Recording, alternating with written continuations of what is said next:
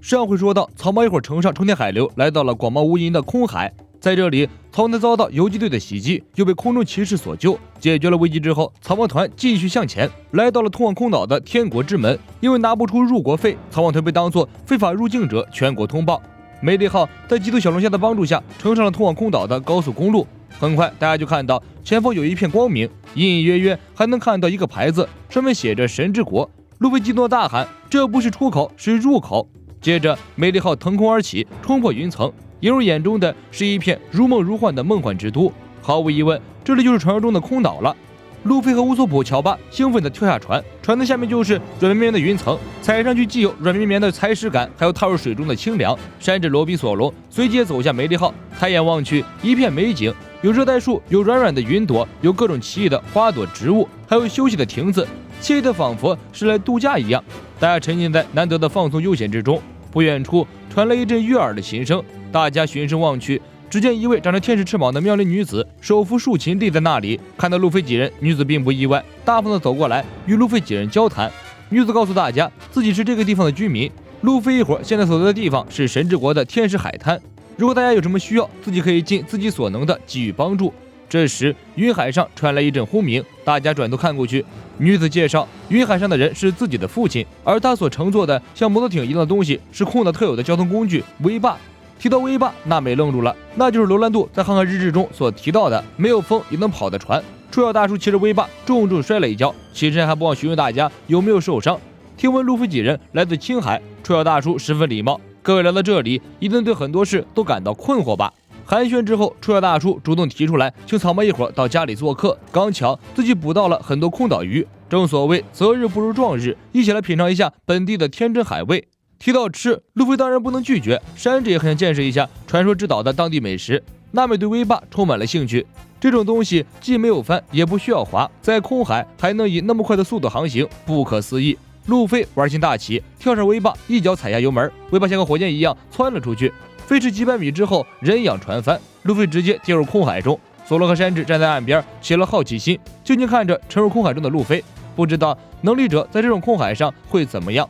毕竟不是普通的海水，搞不好会浮起来。几秒钟后，路飞沉下了洁白的云层，索隆只好跳进空海中把路飞捞了出来。再晚个几分钟，路飞直接就穿过云层到下面去了。出小大叔满脸歉意，都怪我不好，不应该借初学者使用威霸。威霸为了充分活用动力，船体做的特别轻巧，小小的波浪就会左右舵转向，如果不是熟知海性的人，是很难灵活操作的。金发小姐姐附和道：“我从小就开始练习，最近才学会。”乔巴感叹：“威霸这么难骑啊！”出小大叔说：“训练个10年就可以了。”大家转过身，娜美骑着威霸已经在云海上开始飞驰了。这东西确实是需要一些技巧，技巧很巧妙，路飞这种技术白痴是学不会了。一句话触及到了路飞的软肋，气得跺脚大骂。威霸这种新式交通工具让娜美眼前一亮，如果将这种交通工具搬到下面的海洋使用的话，一定非常方便。乌索普发现远处有一个像工厂一样的地方，有很多人，还有大型的机械。出小大叔说，那个地方是采云场，是专门开采和加工云朵的地方。在空岛，云和陆地上的石头一样，可以开厂和建设。从天国之门弯弯曲曲通上来的那条路，就是用开采出来的岛云人工建起来的运河。这一片大自然之中的云可以分为2种，像海一样的海云，漂浮在海上，软绵绵的，可以在上面漫步的是岛云。无论哪一种，都不是普通的云。这其中的道理在于制造云的凝结核有所不同。青海上的海楼石内含有一种被空岛人称为 P 的角质粒子，那种粒子级由火山喷发喷送到天空的时候，跟水汽凝结，改变了密度，就形成了海云和岛云。这就可以解释为什么路飞掉入云海中的时候也会感到浑身无力，因为这里的云海有着和大海一样的性质。大家一边走一边聊，很快来到了出小大叔的家里。山治因为见识到了天空的食材和调料，很兴奋。金发小姐姐拿出一个贝壳向大家展示，这种东西叫做音贝，具有录音播放的习性，是白海特有的贝壳。还有一种贝壳叫做风贝，可以用来储存风能，然后自然的排出。储存风能多少根据贝壳的大小而决定。威霸的动力就在于此，把一定体积的风贝装在船尾，就可以启动踏板小船了。除了这些之外，还有储存光能的灯贝，储存火焰的盐贝，储存香味的香贝。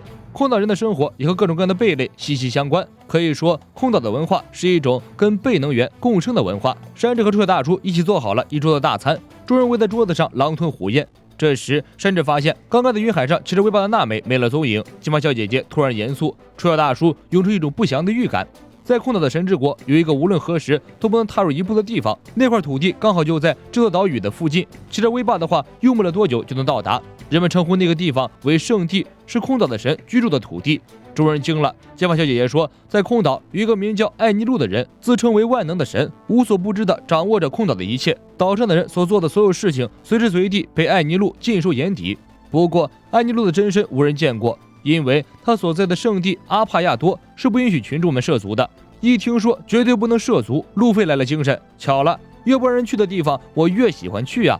乌索普揪住路飞的衣服，猛劲儿地摇：“你小子到底知不知道什么叫不能涉足？就是不让进，不让去，懂？”路飞笑嘻嘻地说：“啊，原来有不让去的地方啊！想想都很刺激。”罗宾一见路飞的样子，就开始考虑后果了。他问道：“如果去了那个地方，会怎么样呢？”出大叔说：“大概不会活着回来了。娜美小姐真是让人担心。如果她没有接近阿帕亚多，倒还好。”山治一听就急了，催促路飞赶快上路去寻找娜美。路飞沉迷手中的美食，无法自拔。山治很无奈，如果等这小子吃完，太阳都落山了。山治恳求金发小姐姐带着他赶去阿帕亚多。金发小姐姐有些为难，现在还不能确定娜美就在阿帕亚多，如果贸然前往，触怒了艾尼路，后果不堪设想。此时，娜美正如出小大叔所担心的那样，骑着威霸来到了阿帕亚多附近。这个地方不同于空岛其他地方，更接近陆地，有真实的土地，还有高的望不到顶的树林。娜美被眼前的景象所震撼，突然听见有人声传来。出于好奇心，娜美驾驶着威霸靠近去查看情况。转到了一处礁石后面，娜美看到了一个腐朽破败的船，船上早就没有人了，只有一些看起来年代很久远的破烂。娜美在船上找到了一个阴贝，刚刚的说话声正是从阴贝里传出来的。阴贝里有几个人的声音，从内容来看，他们是来到此地寻找财宝。突然有人声音发颤，接着传出一声巨响，伴随着那些人的惨叫声，声音戛然而止。一向对财宝执着的娜美此刻感觉背脊发凉，这个地方也太诡异了，还是赶快离开为妙。轰隆一声，娜美一哆嗦，岛上传出一声巨响，接着是一阵长长的口哨声。森林里，三个长着翅膀的不善之人正在追杀一个青海人类。娜美骑着威霸绕路过去看热闹，刚巧看到了青海人类被围攻的一幕。三个面色不善的人，一个秃头哥，一个眼镜仔，还有一个不知男女的肥婆。三人团团围在青海人类身边。娜美看得入神，突然身后又传来爆炸，一个戴着面具的游击队杀手举起火箭筒，一炮轰过去，将三个面色不善的人连同那个青海人一起轰了。一时间很难判断这个游击队杀手是来帮谁的。青海人类爬到岸边，看到娜美后，找到了一丝生存的希望。他伸出手恳请娜美带着他一起逃命。这个青海人从其他的空岛一路寻宝到这个地方，没想到刚到岛不久就遭到了追杀。现在财宝什么的都不重要了，他只想离开。娜美的威霸只能搭乘一人，而且他根本不知道这个人是善是恶，一时难下决定。那个青海人立刻拔刀，表示自己就算抢也要抢了威霸离开。这时天空降下一道雷柱，照在这个男人身上，接着一声毁天灭地的巨响，男人消失在了雷柱之中，半个小岛几乎都被毁成了渣渣。巨大的冲击波把娜美掀出100米之外。雷柱之后，娜美听见那几个面色不善的人在谈话，原来他们就是入国时那个抽巴的老婆婆口中的神官，正在追杀非法入国的青海人。现在他们的目标是刚刚非法入国的7个青海人。娜美惊得瞪大眼睛，把刚刚所有的信息串联起来。7个非法入国的青海人，毫无疑问指的就是他们草帽团。如果被这些神官发现，下场就会和刚刚那个青海人一样，五雷轰顶，直接轰成渣渣。娜美立即驾驶威霸往回赶去，这件事必须赶紧通知伙伴们才行。路飞吃饱喝足，逃亡团登上准备出发了。出游大叔伸手测了一下风向，发现现在正巧是逆风，可惜梅利号不是风背为动力，逆风下速度会很慢。如果这个时候前往阿帕亚多，恐怕要很长时间。路飞一听不愿意了，去往绝对不能涉足的小岛探险，这么过瘾的事情，那必须是在干饭之后的头等大事，根本等不及风向改变啊！